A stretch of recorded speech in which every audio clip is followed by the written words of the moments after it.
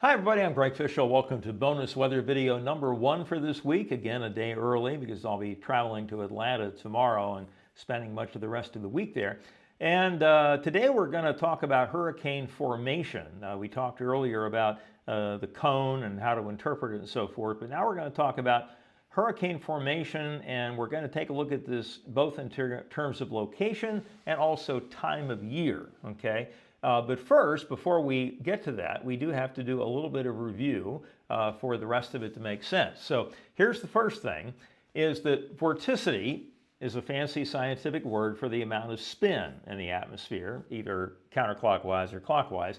And the more the vorticity you have, the more counterclockwise flow you have in the northern hemisphere. So a strong area of low pressure is going to have way higher values of vorticity than a strong area of high pressure, okay? Now, the Earth's rotation generates vorticity simply by the fact that it's rotating. It doesn't generate any vorticity at all at the equator, and then as you go north, it generates more and more. So tropical cyclones will generally not form south of 5 degrees north latitude. Once you get up to about 8, 9, and 10, then it's fair game. But south of 5, it's pretty much a non-issue. Now, convergence, in other words, the winds coming together, and they don't have to come together directly. It can be like, you know, a northwest wind here and a southeast wind, or let's see, how do I do this? A northwest wind here and a northeast wind here. So they're not coming right at each other, but there's still some component of the air coming together.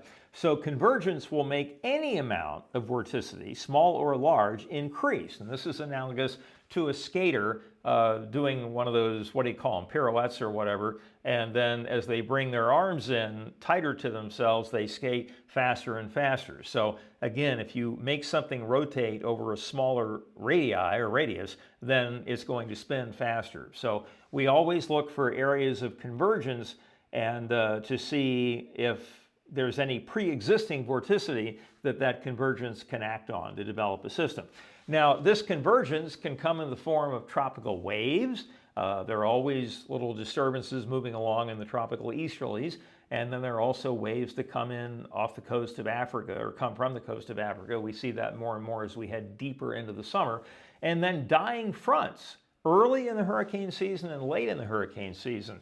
So we may have a cold front in June that makes it all the way down into the Gulf of Mexico or just off the southeast coast, and there's convergence along that front. And then it sits there over the warm ocean waters, or relatively warm ocean waters, and so there's convergence and there's warm water, and it makes a transformation into a tropical system. And so early and late in the season, we look for areas close to the United States for formation, and then in the core of the season, much farther away.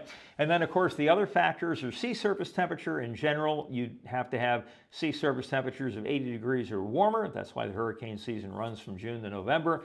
And of course, wind shear, which means significant changes in the wind direction and or speed as you go up in the atmosphere. A tropical system is like a heat engine. It's trying to generate heat right in the core, the middle of the system. And if you have a bunch of strong winds up there, it's going to literally suck the heat right out of this thing and not allow it to develop. And so we call that shearing it apart. And so if there's a lot of vertical wind shear, then that's not good for the tropical system. So here we go month by month. This is tropical cyclone formation areas, either depressions, storms, or hurricanes. And they split, the NOAA splits the month up into 3 sections. So this is June 1 to 10, 11 to 20, and 21 to 30.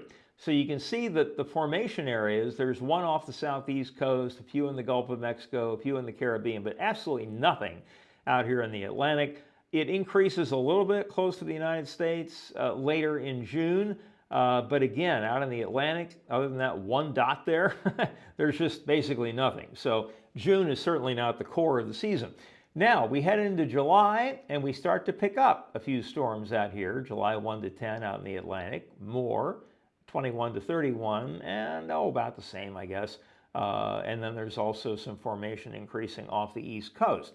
Now, we head into August, and we start to see a whole lot more going on here in the Atlantic. And from August 21 to 31, and also 11 to 20, there's a general increase as well. So by the end of August, we're really starting to focus our attention out here in the central and eastern Atlantic for formation.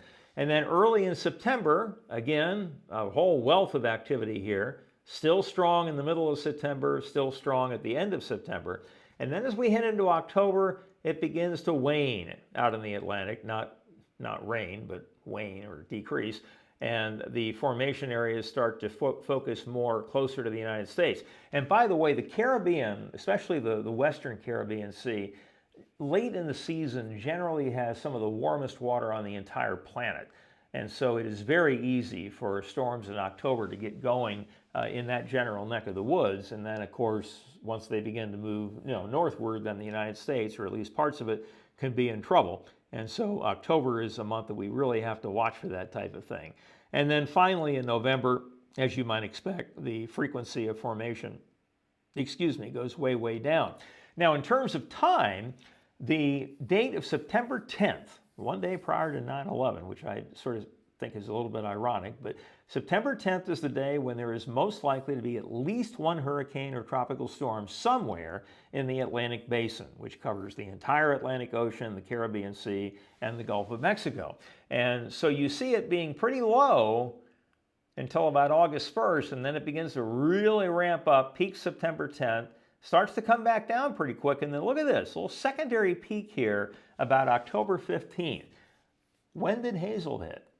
October 15th, okay? So this is due to this fact that, the Caribbean Sea has such incredibly warm water at that time of year, and you can get systems going down there or in that general vicinity, and then they come northward and affect the U.S. There's a little secondary peak here in the middle of October, and then the drop-off continues, and as we head into November, very, very little in the way of activity. So keep that September 10th date in mind.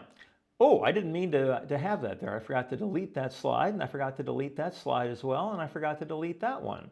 That was left over from the last bonus weather video. Okay, so I'll just put that back up so I have something behind me.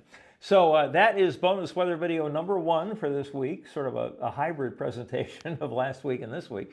And again, the bottom line is that even though the hurricane season starts June 1st, it really takes until August for things to begin to ramp up, the peak being September 10th and then the secondary peak in the middle of October. All right, so that's it for now. Hope you have a wonderful Monday evening, and we will see you again with the next daily weather update from Atlanta tomorrow afternoon. Y'all take care, everybody. Have a good one.